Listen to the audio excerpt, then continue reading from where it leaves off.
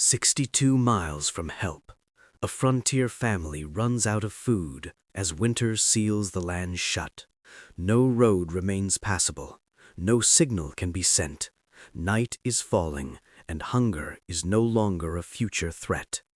Every mile between them and survival now demands strength they don't have. This is the moment the frontier tests whether preparation is enough, or whether isolation will collect its final price. The homestead sat alone on the edge of settlement, where maps grew thin and certainty vanished. Late autumn had already hardened into early winter, the kind that arrived quietly and stayed without apology. Trees stood bare, the ground locked under frost, and the sky carried the dull weight of an early night. This was not isolation as a feeling, it was isolation as a system failure. The cabin rested in a shallow draw, chosen months earlier for water access and timber, not for escape. Smoke usually marked it as alive. Tonight, the chimney breathed lightly, conserving fuel. The family inside moved with restraint, not from calm, but from calculation. Every step burned energy. Every decision carried cost. 62 miles. In a modern sense, it would mean a drive and a tank of fuel. In this place, in this season, it meant something else entirely. On foot, it was 4 days under ideal conditions, with snow closer to a week. With hunger already present, it was likely unreachable. Distance here was not measured in miles, it was measured in calories, daylight, and body strength. The family had not planned to be alone this long. Supplies were meant to arrive before freeze-up, hauled by wagon from the nearest trading post. But weather had rewritten that plan. Roads turned to mud, then ice. Rivers swelled and locked. Messages stopped moving. What had been a delay became absence. Absence became silence. Inside the cabin, the structure itself told the story of frontier compromise. Rough-hewn logs chinked with clay, a single room meant to trap heat, a low ceiling to reduce air volume, one small window, sealed with oiled cloth instead of glass. This was a shelter built for endurance, not comfort. It could hold warmth, but it could not create food. The last stored staples were gone by midday. No flour left to stretch, no dried meat to shave thin, no roots buried beneath straw. What remained were scraps that required more energy to prepare than they would return. The arithmetic had turned against them. Modern life hides distance behind systems. Roads, schedules, and abundance compress space until it loses meaning. On the frontier, distance expanded until it dominated every thought. 62 miles meant no margin, no redundancy, no rescue buffer. It meant that once the sun set, the problem would belong entirely to those inside the cabin. Outside, the land was quiet in the way only cold places become. Sound carried too far. Movement wasted heat. The forest offered nothing easily taken. Small game had already retreated deeper. Foraging season was over. The ground itself was sealed. The family understood this terrain because it had taught them before. They knew that winter did not arrive suddenly. It advanced in stages, each one removing an option. First, travel slowed. Then, hunting failed. Then, waiting became dangerous. Tonight marked the moment when waiting would begin to cost lives. Their isolation was not accidental, but it was underestimated. The settlement had seemed close enough in summer. 62 miles by wagon had felt manageable. The frontier often allows this illusion. It invites people in gently, then charges interest later. As daylight faded, the cabin darkened without ceremony. No lamps were wasted. Firelight stayed low, banked carefully. Heat was preserved the way food once had been. The family gathered closer, not for comfort, but to reduce exposure. Bodies became resources now. No one spoke about starvation yet. The word had weight, and once spoken, it could not be put back. But the signs were already there. Slowed movements, longer pauses, the way attention drifted when it should have sharpened. Hunger was no longer coming. It had arrived. Outside, the first true night of the crisis settled in. The temperature dropped steadily, not violently, but persistently. Wind slid through the trees, searching for weakness. The cabin held, but the land beyond it stretched endlessly, dark and impassable. 62 miles lay between this family and relief, but the real danger was closer. It was measured in hours, not distance. Measured in how long a human body could function without fuel and how many mistakes could still be afforded. By the time full darkness claimed the valley, the truth was unavoidable. The food was gone, the night had begun, and the distance that once seemed survivable had become the most dangerous thing they faced. Frontier families rarely vanished because of one mistake. They were erased by small failures stacking quietly, one after another, until the system they trusted no longer functioned. This family did not lose food overnight. They lost connection first. The homestead had been placed where many others had succeeded before, close enough to timber for fuel, near a shallow creek for water, and within theoretical reach of a trading post 62 miles away. On paper, the layout worked. During summer, wagons moved steadily along packed dirt routes, cutting through grassland and forest edges.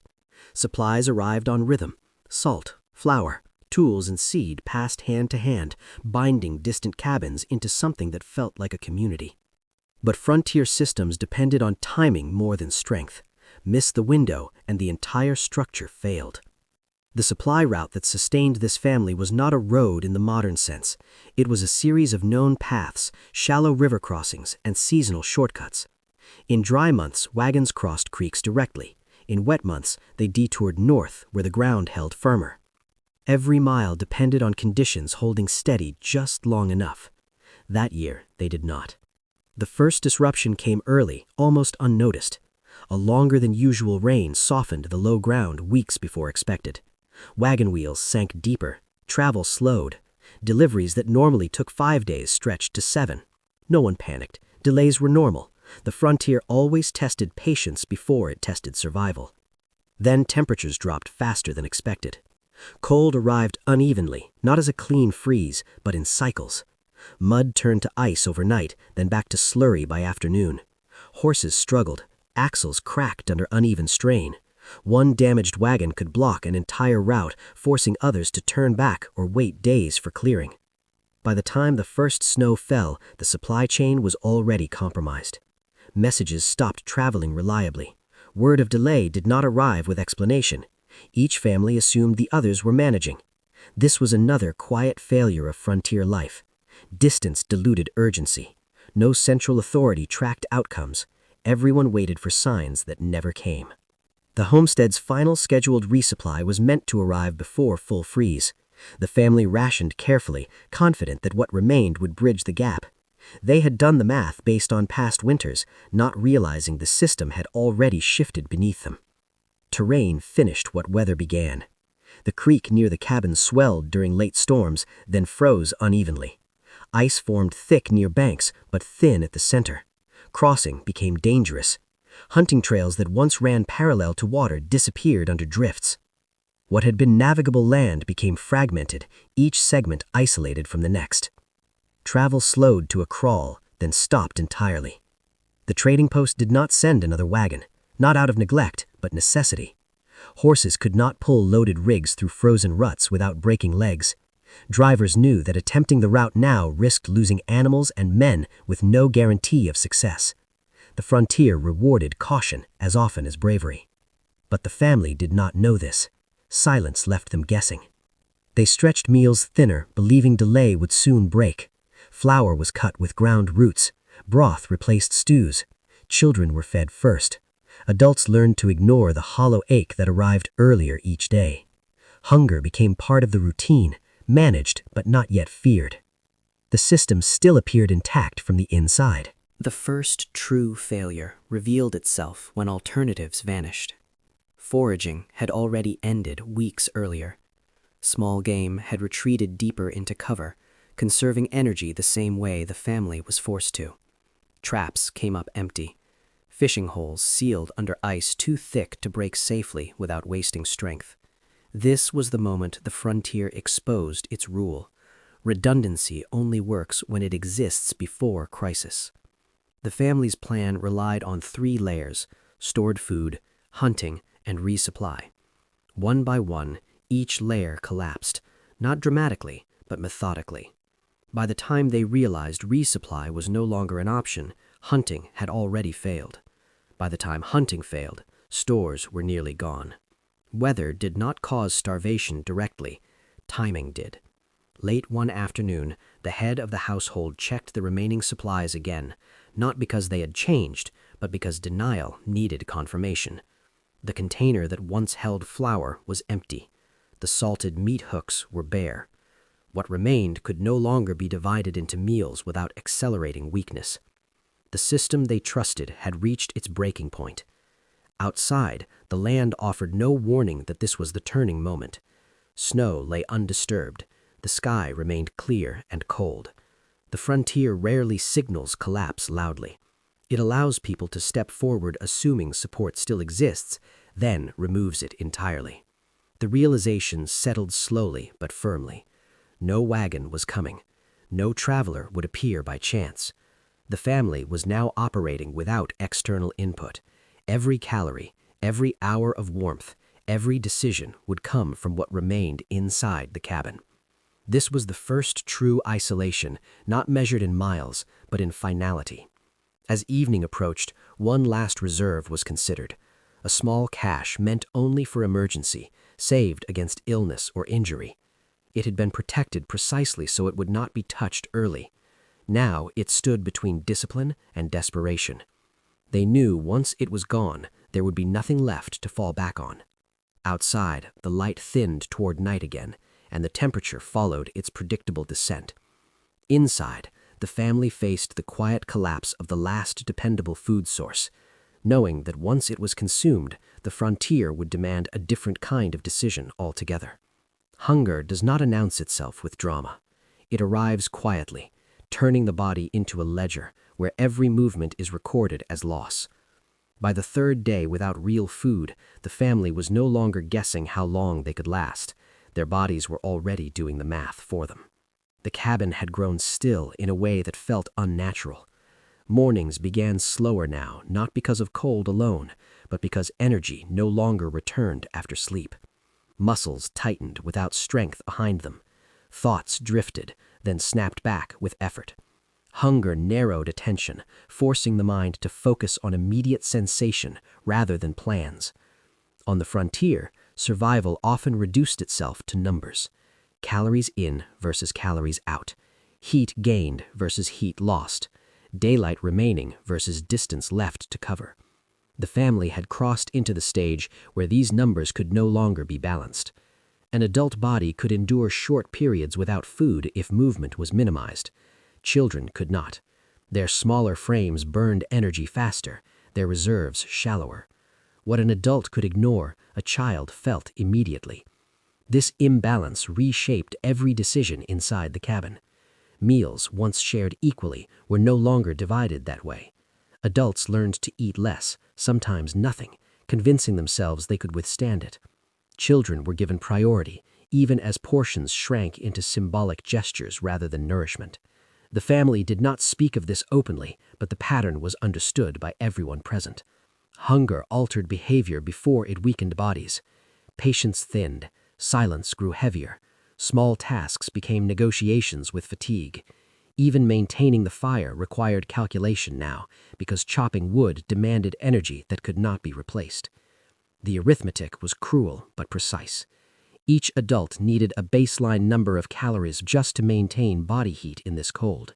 Each child required fewer overall, but proportionally more to avoid collapse. Without food, the body turned inward, consuming muscle first, then function. Strength declined before consciousness did, creating a dangerous illusion of control. By the fourth day, early symptoms appeared. Hands shook slightly when exposed to cold. Standing too quickly brought dizziness. Sleep no longer refreshed. These were not dramatic signs, but they were unmistakable to those who had lived hard lives. The frontier taught people to read their bodies the way sailors read weather. The children grew quieter, conserving energy without being told. Their play disappeared. They sat closer to the fire, not seeking warmth alone, but stability. Hunger in children rarely looked like desperation at first. It looked like withdrawal. The adults felt something different, a low pressure behind the eyes, a persistent tightness in the chest that mimicked anxiety. Thoughts returned repeatedly to food, not imaginatively, but mechanically. Hunger stripped away abstraction. The body wanted fuel, and it wanted it now. Outside the cabin, the world remained unchanged. Snow reflected light. Trees stood unmoving. The land did not acknowledge human weakness. It offered no sympathy, only conditions. The family began to calculate days instead of meals, not how much food remained, but how long bodies could function before failure became irreversible. Waiting had once been a strategy. Now it was becoming a threat. They considered movement. Leaving the cabin meant exposure, energy loss, and risk. Staying meant continued depletion. Neither option offered safety. This was the frontier's most dangerous equation, when every choice cost something you no longer have. Children altered the math further. An adult could choose to endure, even to sacrifice. A child could not be asked to understand that calculus. Their survival imposed urgency on decisions that might otherwise be delayed. The cabin, once a refuge, began to feel like a container slowly emptying of strength. Even sound seemed to drain energy. Conversation became rare, not from fear, but from conservation. Every word required breath. Every breath required warmth. Hunger sharpened memory. Past meals returned vividly, not as comfort, but as comparison. The body remembered abundance, even when the mind tried to dismiss it. This contrast made the present feel more dangerous than it might have seemed to an outsider. As daylight shortened, the family faced the most dangerous phase of starvation, the point where weakness had not yet forced action, but time no longer allowed hesitation. Waiting one more day could mean losing the ability to act at all. The adults recognized this threshold. They had seen it before in livestock, in neighbors, in travelers who arrived too late. There was a moment when the body crossed from stressed to compromised. After that, recovery became uncertain even if food appeared. The children were nearing that line. The family gathered close as evening approached again, not for warmth alone, but to assess each other without words. Eyes tracked movements, breathing patterns were noted. The frontier trained people to observe quietly, to read signs without panic. The question no longer centered on whether to act, but how. Leaving the cabin carried the risk of not returning. Staying carried the certainty of decline. Hunger allowed no neutral ground. Outside, the land waited. Distance still stretched unbroken in every direction. Inside, time pressed harder than cold. The family understood now that waiting was no longer passive. It was a decision with consequences, and any action they took next would gamble what little strength remained against a future that offered no guarantees. Survival rarely begins with heroics. It begins with restraint. When food disappears, the first true test is not how far a person can go, but how little they can afford to do. By the morning after the last dependable food was gone, the family understood that every action now carried weight beyond effort. The frontier no longer rewarded initiative alone. It demanded discipline. Survival would depend not on finding something new, but on wasting nothing that remained. The first response was ration control, even though there was almost nothing left to ration.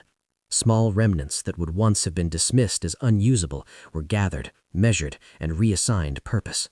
Portions became symbolic, less about nourishment and more about structure. Eating at set times maintained routine, and routine preserved morale. Without it, hunger turned chaotic. Adults continued to give up their share quietly, not as a dramatic gesture, but as an assumption. The children received what little there was, even though it barely registered as food. This decision was not debated.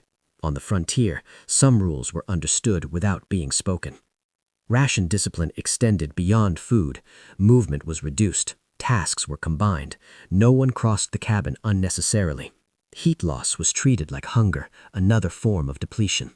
The fire was kept low but steady, burning slowly to avoid spikes that demanded more fuel later. But discipline alone could not solve absence. By midday, emergency foraging became unavoidable. Not hopeful foraging, the kind done in summer, but desperate evaluation. The family searched not for abundance, but for possibility. They assessed what the land might still offer that could be taken without spending more energy than it returned. They did not range far. Distance was a luxury they could no longer afford. Short excursions near the cabin were attempted, each step weighed against cold and weakness. Snow was brushed aside carefully, revealing frozen ground beneath. Roots were checked where the soil allowed. Old trap lines were reset closer in, even though experience suggested they would remain empty. Foraging in winter was not about finding food, it was about confirming limits. Every attempt returned the same result. Nothing available without significant effort, nothing that justified the energy required to secure it. The land had already closed its account for the season. The family returned to the cabin slower than they left, not from injury, but from loss of momentum. Each failed attempt drained more than strength. It drained options. That afternoon, the most dangerous calculation emerged: fuel versus food. Fire was life. It kept bodies warm, prevented illness, and allowed rest. But fire demanded wood, and wood demanded labor. Chopping consumed calories the family no longer had. Burning too much fuel now meant less heat later, when weakness would be greater. They adjusted the system. Fires were smaller, timed carefully. Heat was concentrated during waking hours, then banked heavily at night. Bedding was layered strategically to reduce reliance on flame. The cabin itself became a tool, sealed and managed to trap what warmth it could. These adjustments worked, but only temporarily. The frontier often allows survival measures that buy time without solving the problem. This was one of them. The family was no longer falling quickly, but they were still falling. Risk increased with every choice, even the cautious ones. Foraging risked exposure, cutting wood risked collapse, burning less fuel risked hypothermia, eating less risked weakness, eating more risked running out completely. There was no safe decision left, only controlled loss. As evening approached, attention turned to a resource that had been deliberately protected from the beginning. It was not meant for hunger. It had been saved for illness, injury, or the kind of emergency that could not be planned around. Using it now felt like crossing a line. This resource represented foresight. It was proof that the family had understood frontier risk months earlier. Touching it meant admitting that the situation had surpassed every expectation they had prepared for. They debated without words. Silence filled the cabin as the decision formed. Everyone understood what it meant if this resource failed to carry them further. There would be nothing left to buffer the next mistake. The resource was used carefully, exactly as intended, measured and controlled. For a brief moment, it eased the pressure. Energy returned slightly. Spirits lifted just enough to feel dangerous. The frontier was skilled at offering false relief. By nightfall, the effects faded faster than expected. The resource that had been protected did not deliver what it once promised. Whether diminished by time, reduced by necessity, or simply insufficient against growing hunger, it failed to restore strength in a meaningful way. What had been meant as a safety margin proved too thin. This was the most unsettling realization yet. The family had done everything correctly by frontier standards. They had planned, conserved, adapted, and sacrificed, and still the system continued to collapse. This was not failure of effort, but of scale. The problem had grown larger than their remaining tools. As darkness settled again, the cabin felt smaller. The walls closed in not physically, but functionally. Every strategy inside them had been exhausted or compromised. What remained lay outside, beyond warmth, beyond certainty. The protected resource was nearly gone. Its failure signaled something final. The next decision would not be about managing decline. It would be about changing conditions entirely, or accepting what waiting would bring. The fire burned low, steady but weak. Outside, the land stretched unchanged, cold and indifferent. Inside, the family faced the knowledge that their last internal safeguard was failing, and whatever came next would demand more than discipline. On the frontier, distance did not promise rescue. It promised delay, exposure, and loss. 62 miles sounded survivable, until the land itself explained what those miles truly meant. From the doorway of the cabin, the route to help existed only in theory.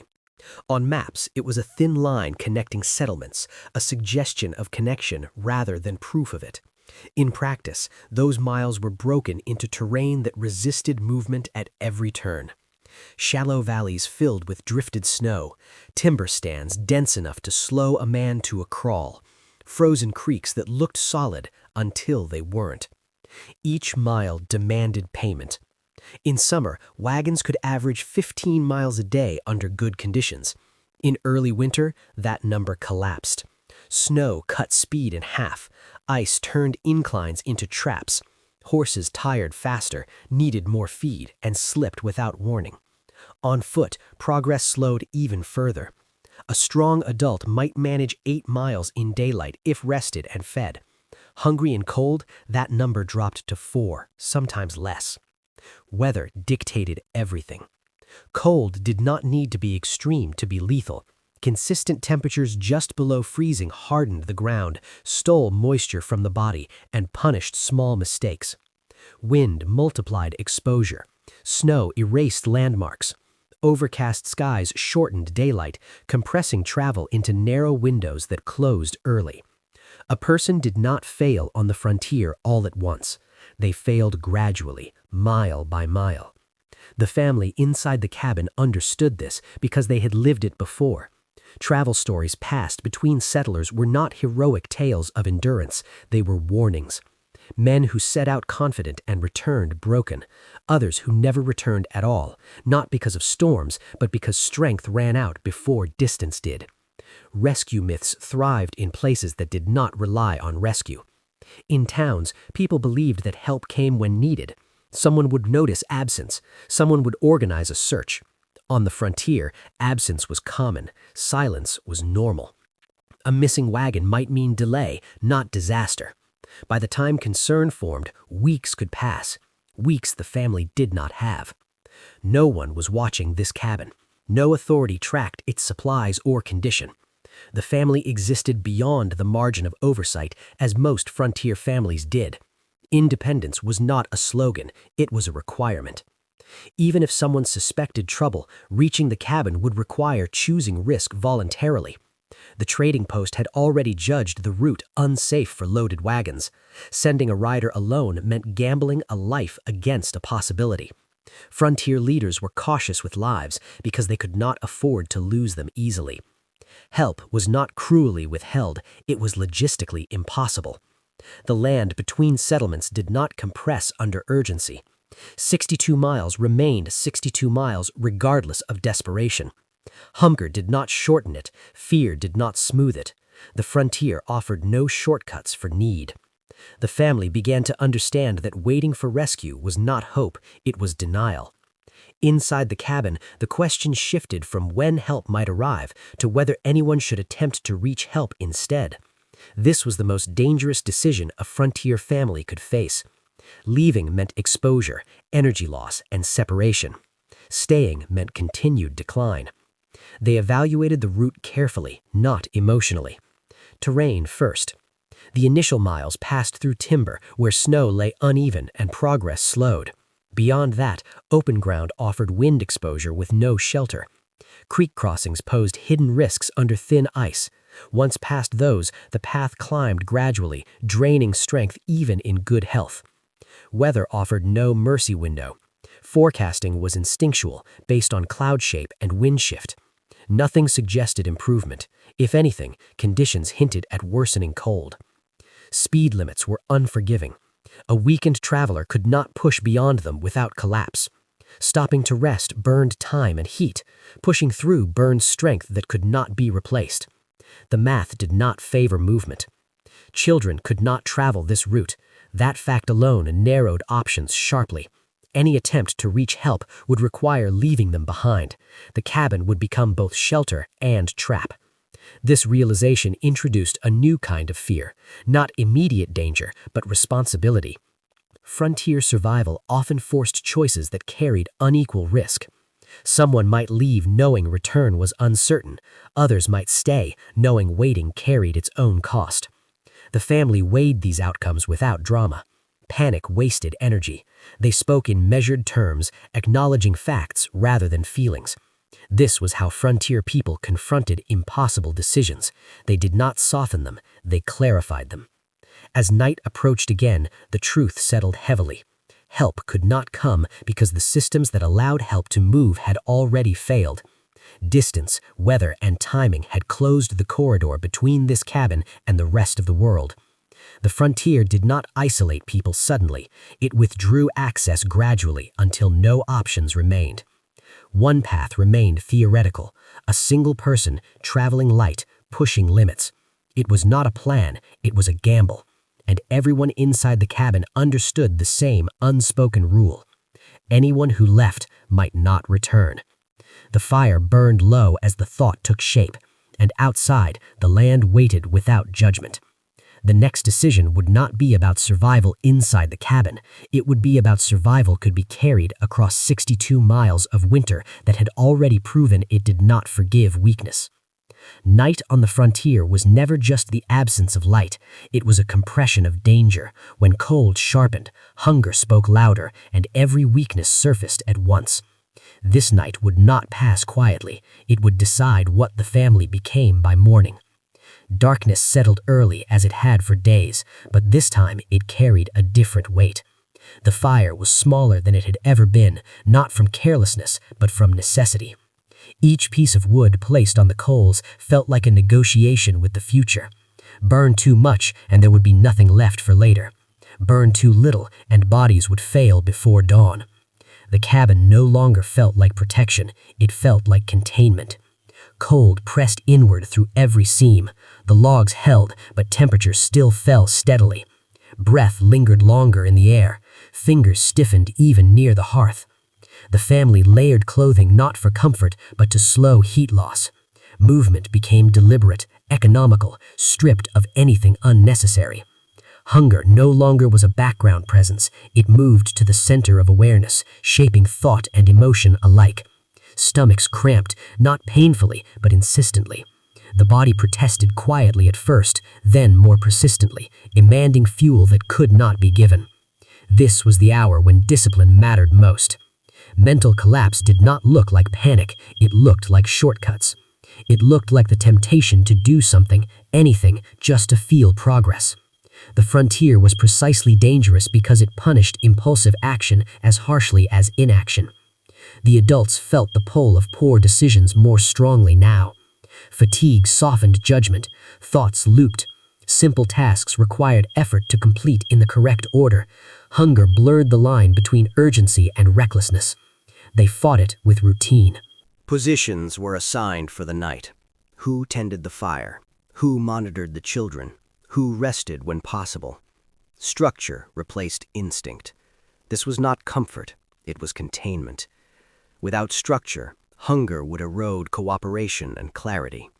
The children slept fitfully, waking often from cold or discomfort. Each time, an adult adjusted coverings, careful not to disturb the fragile balance of warmth. No one complained. Even the youngest sensed that this night was different, heavier, charged with something unspoken. Hours passed unevenly. Time stretched and contracted in the firelight. Outside, wind shifted direction, probing the cabin for weakness.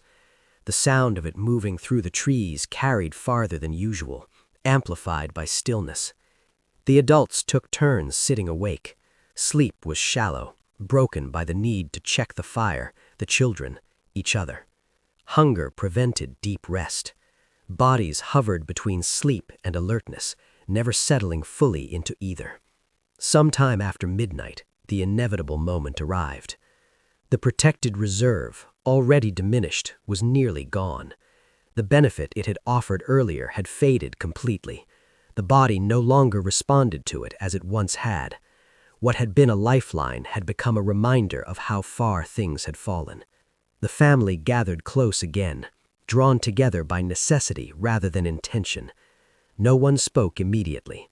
Words had been used carefully these past days, and none were wasted now. The decision that formed was not sudden. It had been approaching for hours, perhaps days. This night simply removed the last excuse to delay it. Staying meant waiting for weakness to deepen. It meant risking that by morning no one would be strong enough to act at all. Leaving meant exposure, separation, and the possibility of never returning. Neither option offered safety. Only one offered change. Mental collapse would have meant choosing blindly. Discipline demanded clarity. They assessed who still had enough strength to travel, who could manage the cold, who could endure the distance even partially. The calculation was cold, precise, and painful, not because of fear, but because of responsibility. One choice stood apart from the others. It was irreversible. Once made, it could not be undone by regret or reconsideration. It would set events in motion that no one could fully control. This was the frontier's final test, not endurance, but commitment. The decision was made without raised voices or argument. There was no drama to it. The gravity of the moment pressed everyone into silence. Each person understood the cost differently, but all understood it clearly. Preparation began immediately, not hurried, but efficient. Gear was checked, adjusted, reduced to essentials. Weight mattered now.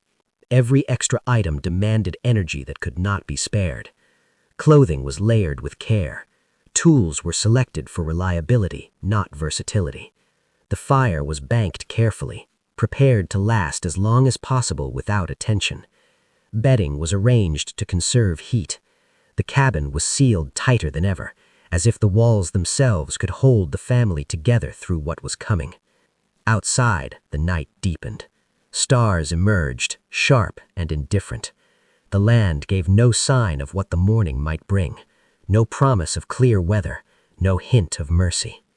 Inside, the family sat with the knowledge that whatever happened next would redefine survival for them. Hunger had stripped away illusion. Cold had removed comfort. What remained was resolve. As the final hours of night approached, uncertainty settled like frost. No one could predict whether strength would hold until dawn. No one could know if the decision made would save lives or cost them. The frontier did not offer reassurance. The fire burned low, steady but fragile. The cabin creaked softly as temperatures dropped further. Outside, 62 miles of winter waited in silence. Morning would come, but whether everyone would be ready to meet it remained unknown. When food disappeared, survival did not end. It narrowed. Frontier families did not defeat starvation outright. They learned how to slow it, how to stretch the body's decline just long enough for conditions to change. Morning arrived without relief. The cold eased slightly with daylight, but hunger remained unchanged. What strength the family had left came not from nourishment, but from habit and knowledge passed down through generations who had faced similar moments. This was the phase where survival stopped being about solving the problem and became about buying time. The first system tightened was heat conservation. The cabin was treated like a sealed vessel. Any unnecessary opening was closed. Drafts were blocked with spare cloth and packed earth. The fire was kept alive but restrained, burning low and steady rather than hot and wasteful. Heat spikes were avoided because they consumed fuel too quickly and encouraged movement that burned precious energy. Sleeping arrangements changed again. Bodies were positioned close enough to share warmth without restricting breathing. Layers were redistributed, favoring those most vulnerable. The goal was not comfort, but equilibrium. Maintaining a stable temperature reduced calorie loss more effectively than chasing warmth with flame. This knowledge was not invented here. Indigenous winter camps and early frontier cabins had relied on the same principles. Survival was never about overpowering cold. It was about cooperating with it, minimizing loss rather than demanding gain. The second system focused on energy minimization. Movement became a liability. Every step, every unnecessary gesture was treated as a withdrawal from a dwindling account. Tasks were consolidated. One trip replaced 3. Tools were kept within arm's reach. No one stood when sitting would suffice. Children were encouraged to remain still, not through force, but through calm guidance. Stories were told quietly. Simple mental tasks replaced physical ones. The body burned fewer calories when the mind was occupied, but the muscles were not. Adults resisted the urge to act. This was one of the hardest disciplines to maintain. Hunger created restlessness, a false sense that movement might produce opportunity. Frontier experience taught otherwise. In scarcity, stillness preserved life longer than effort. The family's routines began to resemble those used by trappers during lean winters and by indigenous groups during seasonal shortages. Travel slowed. Camps tightened. The body shifted into conservation mode, guided not by instinct alone, but by learned restraint. The third system addressed emergency protein strategies. This was the most delicate territory, both physically and morally. Emergency protein did not mean abundance. It meant exploiting marginal sources that would never be touched in better times. The family evaluated these options carefully, knowing that some carried more risk than benefit. Bone remnants were re-examined, boiled again to extract anything remaining. Leather items were considered, not as nourishment, but as last resort supplements that might provide minimal sustenance. These methods were known on the frontier, passed quietly between families as cautionary knowledge rather than recommended practice. They were not solutions. They were delays. Every step was taken with awareness of consequence. Improper preparation could cause illness, which would accelerate decline rather than slow it. The family moved carefully, applying techniques that had been tested by others long before them. This knowledge owed much to indigenous survival systems that emphasized respect for limits. Nothing was wasted, but nothing was assumed to be harmless either. The land provided, but only within strict boundaries. These methods produced small gains, enough to take the edge off hunger, enough to steady hands and slow the fog that crept into thought, enough to allow one more night, perhaps 2. But they also revealed a hard truth. The body adapted quickly, but not infinitely. Each day without real food reduced returns. What worked yesterday worked less today. The frontier allowed diminishing victories, not sustainable ones. The family monitored themselves closely. Signs of improvement were noted, but so were signs of decline. Weakness still advanced, just more slowly. Hunger remained present, quieter but persistent. Time now became the resource they were managing. This phase demanded emotional discipline as much as physical control. Small improvements tempted optimism. The family resisted it. Frontier survival punished false hope harshly. These methods were understood for what they were, stopgaps. They spoke carefully about the future, not in promises, but in contingencies. If strength held, then movement might be possible. If weather shifted, options could change. If not, the margin would continue to shrink. The children responded to the new routines with surprising resilience. Stillness suited them better than hunger-driven movement. Adults, however, struggled more. Action had always been their tool. Now restraint was required, and it felt unnatural. As the day wore on, the systems held. Heat was maintained. Energy loss slowed. Hunger was managed, not erased. The cabin functioned like a sealed mechanism, carefully balanced against the outside world. But the frontier always collected payment eventually. By evening, it was clear that the methods were working exactly as expected. They were extending survival, not reversing decline. Strength did not return.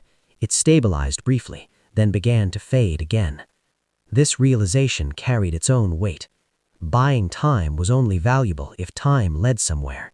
Without change, delay simply postponed the inevitable. The family gathered again as night approached, assessing results without illusion. They had executed the best low-food survival systems available to them. They had honored knowledge earned through generations of hardship. They had done everything correctly. And still, the outcome remained uncertain. Outside, conditions showed no sign of softening. Inside, the margin narrowed again. The methods had done their job. They had bought time. But time alone would not decide what came next. As darkness returned, the family understood that these frontier techniques, as effective as they were, could only delay the outcome. Whatever would determine survival lay beyond conservation and restraint. The next phase would demand something different. Survival on the frontier always demanded payment. It was never taken all at once, and it was never fair. By this stage, the family had not escaped danger. They had only delayed it long enough for the cost to begin revealing itself. The physical toll surfaced first, because it could not be hidden.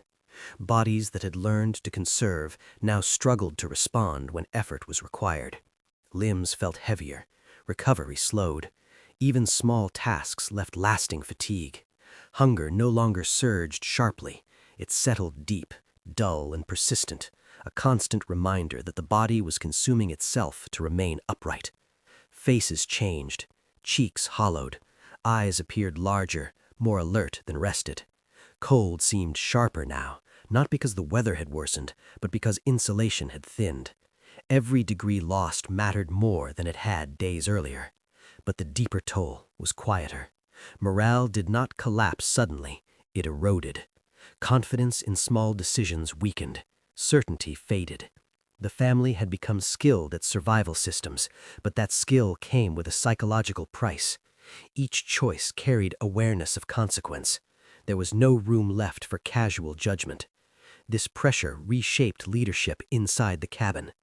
At first, decisions had been shared instinctively, guided by habit and familiarity. As conditions worsened, authority shifted subtly toward whoever remained clearest, whoever could still assess risk without emotion clouding judgment.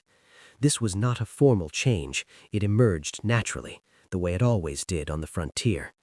Leadership under scarcity was not about strength, it was about restraint.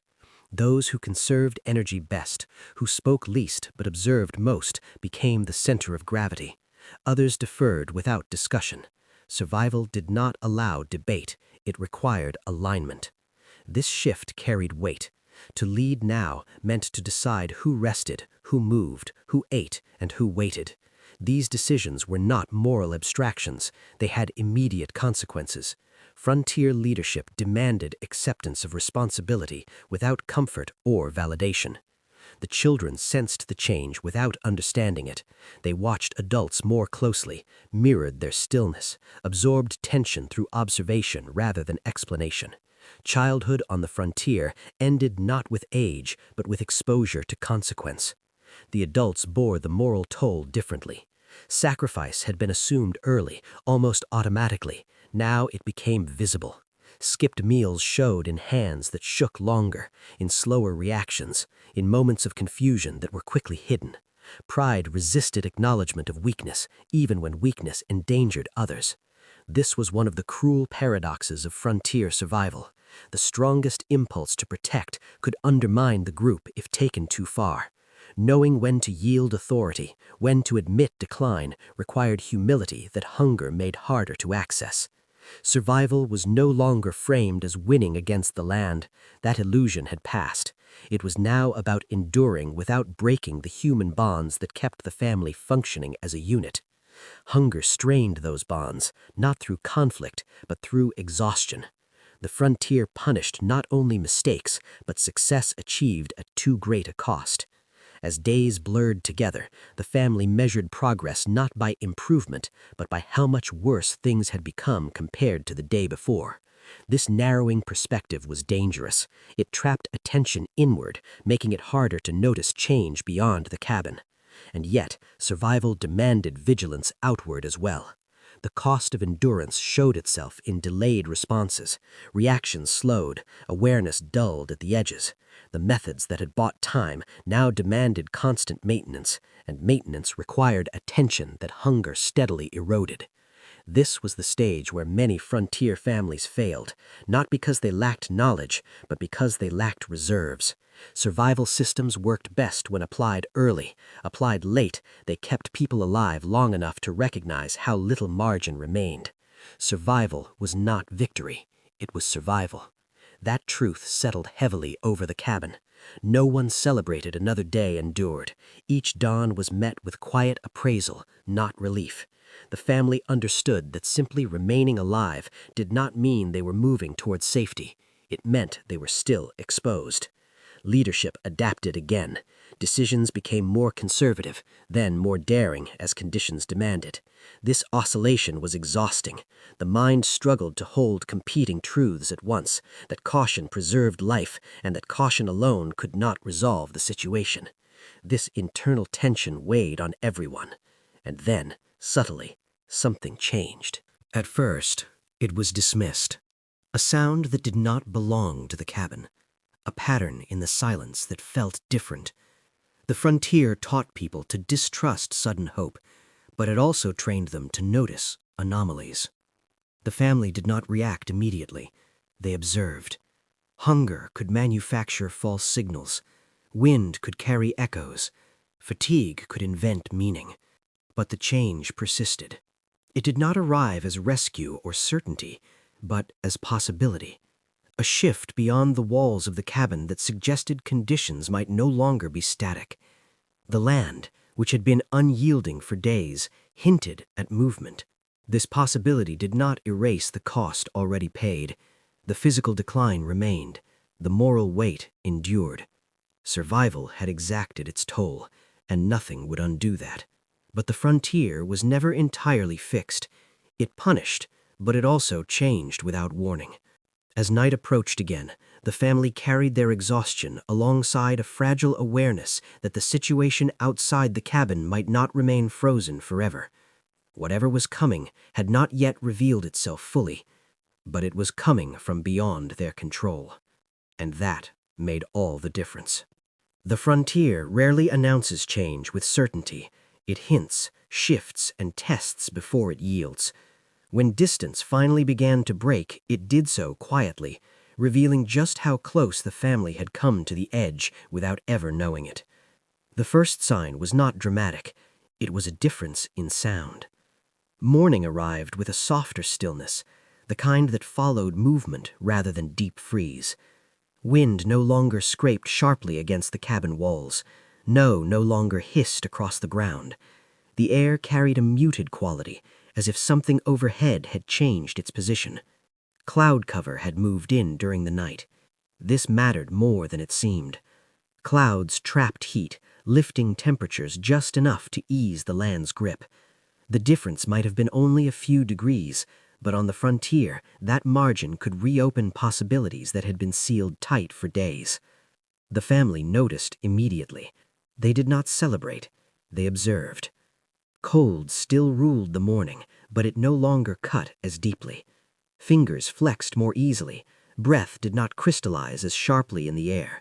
The fire required less attention to maintain stability. These were small changes, but they were unmistakable.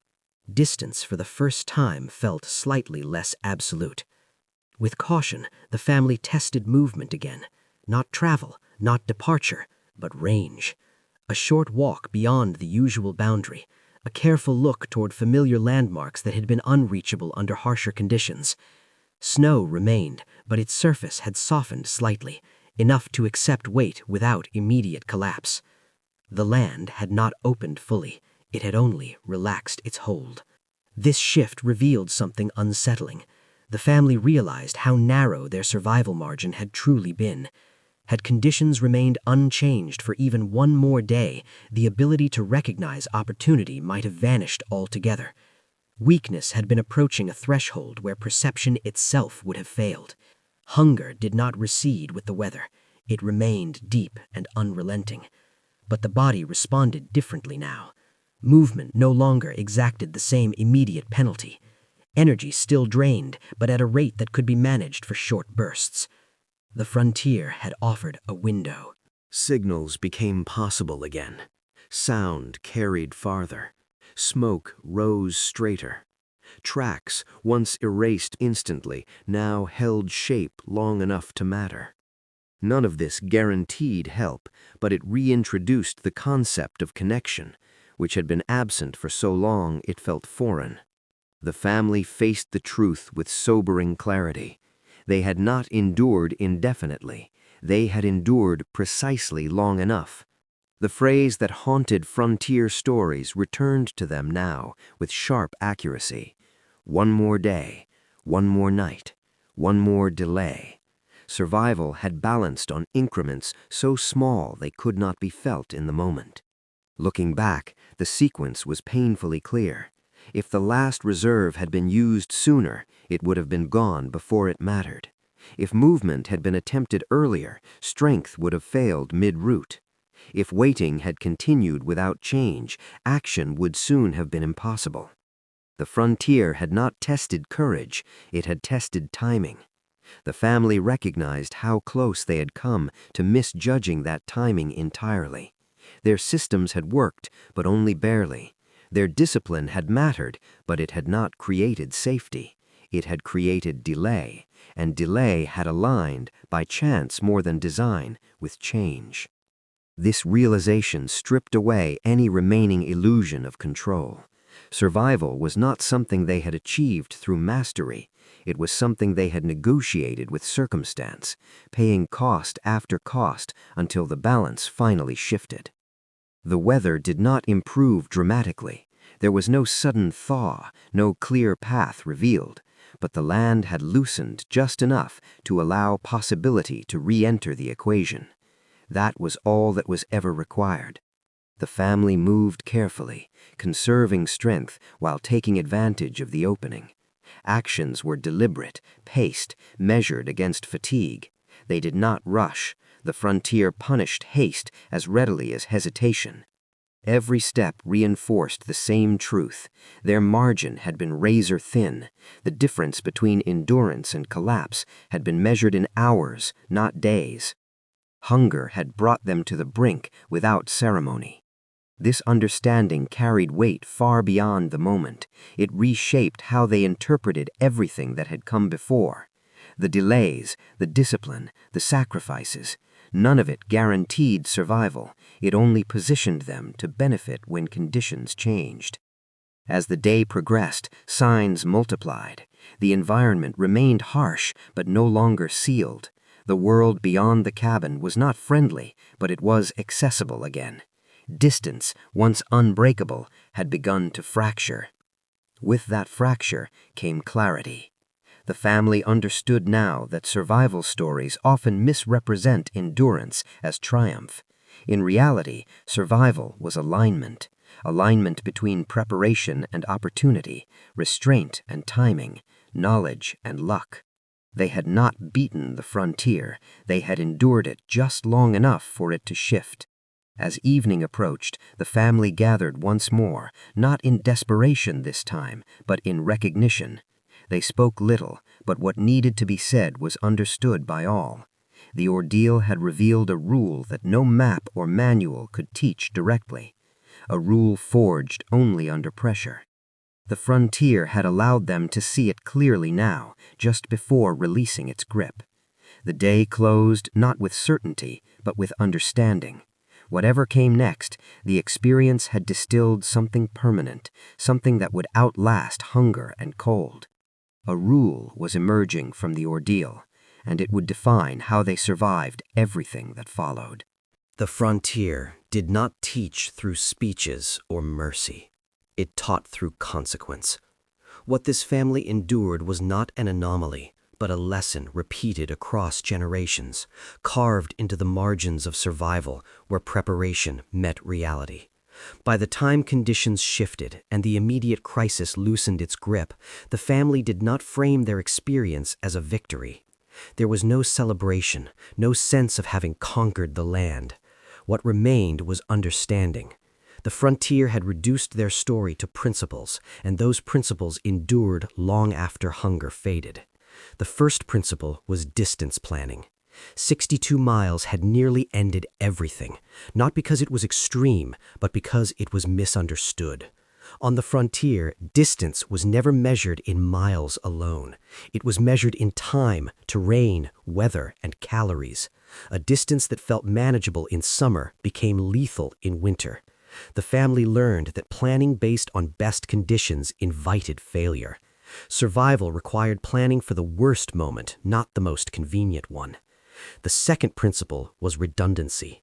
Their systems had worked only because there were multiple layers in place. Stored food, hunting knowledge, conservation strategies, and emergency reserves had each failed in turn, but not simultaneously. Redundancy did not prevent crisis, it delayed collapse long enough for change to matter. The frontier did not reward efficiency alone, it rewarded overlap, excess, and preparation that seemed unnecessary until it wasn't. The third principle was calorie discipline. Hunger exposed how quickly energy could be wasted. Movement, heat, and decision-making all drew from the same limited account. The family survived not by finding food, but by learning when not to spend strength. Calorie discipline extended beyond meals. It shaped posture, routine, speech, and rest. On the frontier, the body itself became a resource to be managed with care. The fourth principle was winter humility. Winter was not an enemy to be defeated, it was a force to be respected. The family learned that pushing against winter invited loss, while cooperating with it preserved life. Stillness mattered, timing mattered, accepting limitation mattered. Winter punished pride and rewarded restraint. Those who treated it as a challenge to overcome rarely lasted long. The fifth principle was timing over bravery. No single act of courage saved this family. What mattered was when they acted and when they waited. Acting too early would have spent strength before opportunity appeared. Waiting too long would have erased the ability to act at all. Survival existed in the narrow space between those extremes. Timing was not guesswork, it was observation, patience, and readiness combined. The sixth principle was leadership through clarity. Under pressure, leadership shifted toward those who could see clearly rather than those who could act forcefully. Calm assessment replaced command. Decisions were made quietly, deliberately, and without spectacle. The frontier did not elevate leaders who spoke loudly. It elevated those who conserved energy, maintained structure, and accepted responsibility without illusion. The seventh principle was acceptance of cost. Survival always charged a price. Strength was lost, comfort disappeared, certainty vanished. The family learned that surviving did not mean emerging unchanged. It meant accepting that endurance reshaped people physically and morally. There was no version of survival that returned what had been spent.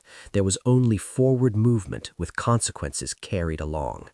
These principles were not written down, they were absorbed through experience, through hunger and cold and restraint. They formed a doctrine not of conquest, but of coexistence with an unforgiving environment. For modern audiences, these lessons can feel distant. Roads shorten miles, systems cushion delay, abundance hides fragility. But the frontier doctrine still applies because isolation has not disappeared, it has only changed shape. Distance still matters when systems fail. Redundancy still buys time when supply chains break. Calorie discipline still governs endurance during crisis. Winter still punishes arrogance.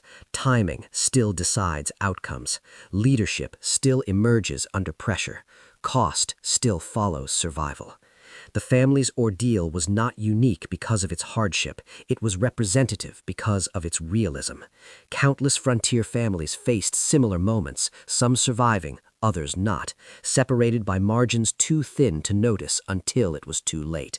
What endured from this night was not a story of triumph, but a framework for understanding risk. The frontier stripped life to its essentials and revealed which assumptions held and which did not. As the family moved forward from isolation, they carried these lessons quietly. They did not speak of them as doctrine, but they lived by them. Supplies were planned differently. Distance was respected. Winter was approached with caution rather than confidence. The frontier had left its mark, not as trauma alone, but as instruction. This is how frontier knowledge survived across generations. Not through manuals or guarantees, but through stories shaped by consequence and restraint. Each ordeal refined the doctrine further, passing it on to those willing to listen. In the end, the lesson was simple, and it was final. The frontier leaves one truth behind every time it is tested. Isolation always charges a price. The family survived not because the frontier showed mercy, but because it allowed one narrow margin to remain. What nearly ended them was not hunger alone, but distance misunderstood and time misjudged. The land never promised safety, only consequences. And long after the cold released its grip, one truth remained clear. Isolation never arrives for free, and it always demands payment. Stories like this survived because they were passed from one household to the next, long before screens existed. If this one stayed with you, let it travel. Frontier knowledge only works when it's shared. And out of curiosity, where in the world are you watching from tonight?